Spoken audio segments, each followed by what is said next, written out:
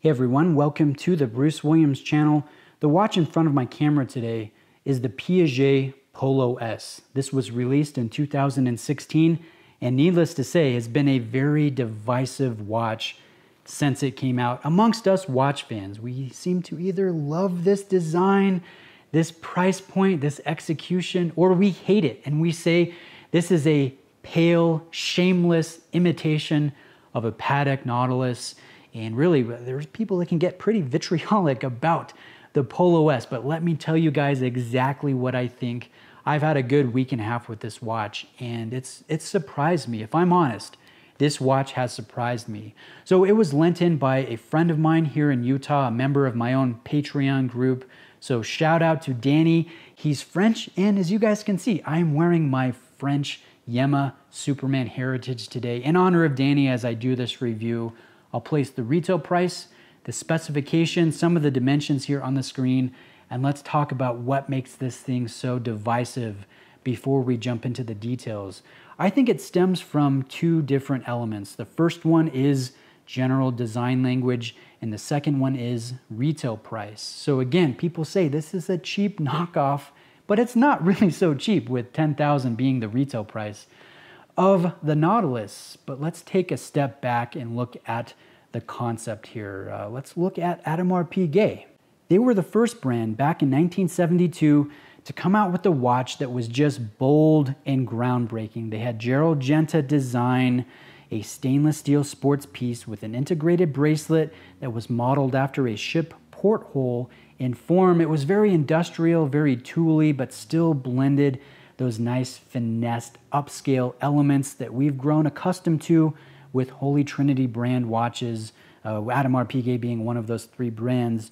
And it really just revolutionized the watch scene back in that timeline. This was very popular, which was surprising because the retail price was so high, you could buy a precious metal watch from a different brand, yet people were still lining up to buy this stainless steel Royal Oak. And so since that date in 1972, other brands have been searching and fishing and trying to find that level of success that Audemars Piguet first experienced in the early 70s. The first brand to do it was actually GP with the Laureato, and then another brand, another rival of AP in the Holy Trinity, Patek Philippe. They poached Gerald Genta and they brought him over and he designed the Nautilus several years after doing the Royal Oak. And the Nautilus, this was also modeled after a porthole of a ship. And the Nautilus has probably become the most iconic and the most popular of the lot, but we've seen other brands take this idea, this concept for success of a tooly steel expensive watch with, in a lot of cases, an integrated bracelet with a texturized bold color dial and create their own spin on it. We've seen Hublot do it. We've seen Chopard do it.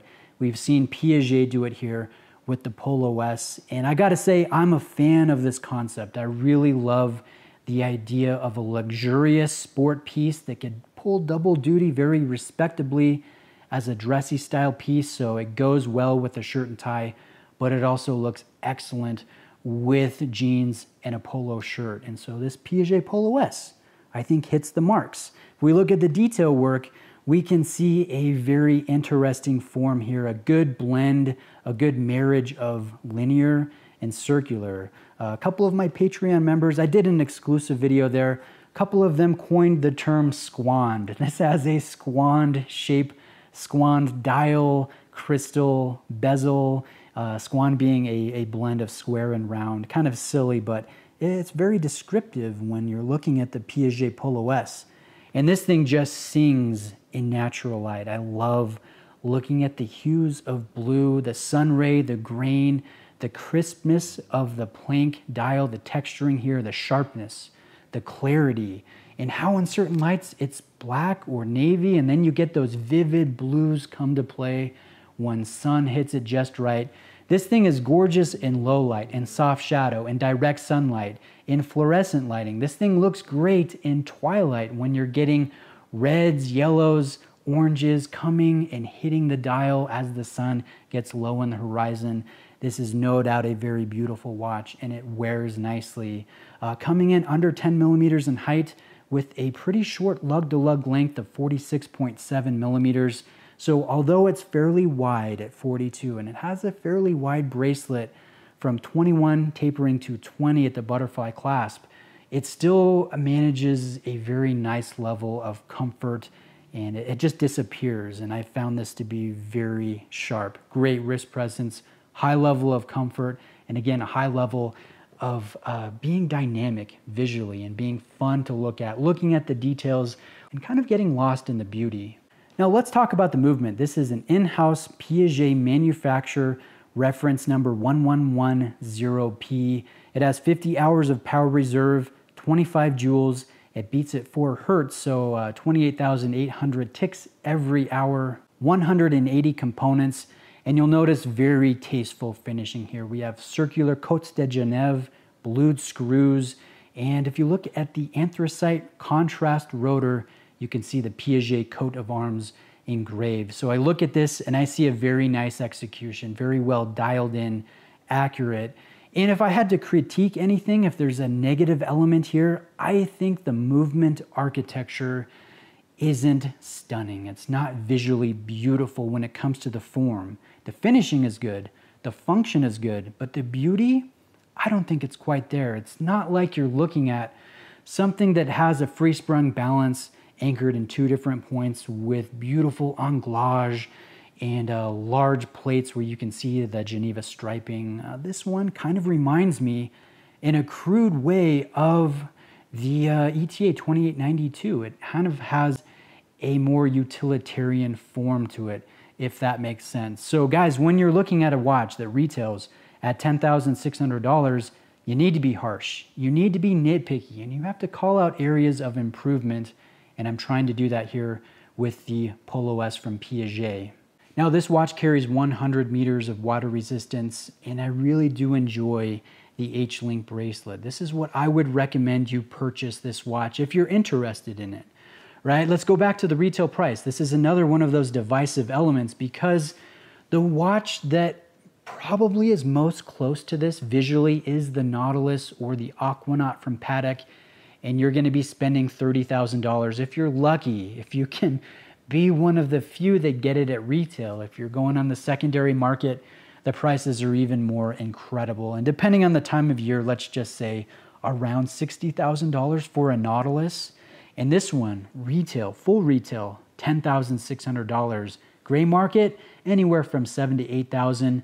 And here's the sweet spot, guys. If you're buying this used, and granted, they don't pop up for sale that often, but it's pretty soft. You can find it as low as $6,000 on bracelet. And you, again, let's compare the 2 watches together, the Nautilus and the Polo S. I think they're different enough. They're both trying to imitate that very successful formula that Audemars Piguet first enjoyed.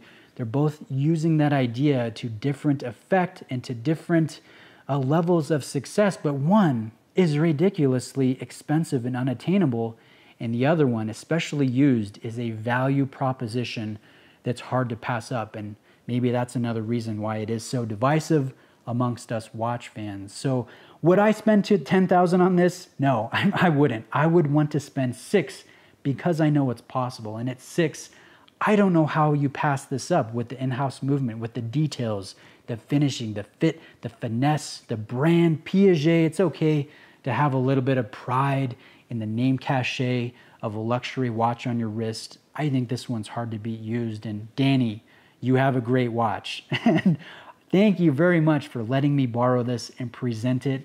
I do anticipate more negativity in the comments than positivity, but I'm a fan of the watch. In fact, I told you that this has changed my perspective. And kind of what I mean by that is I love the Laureato from GP, the second brand to take this concept or this idea and bring a watch to market.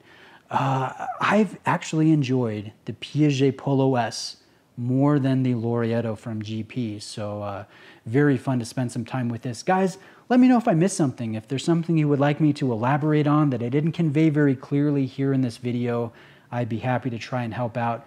And if you're interested, come check out my Patreon group. I post every day or two trying to do really fun, exclusive stuff. We do giveaways. I'm extending you an invitation.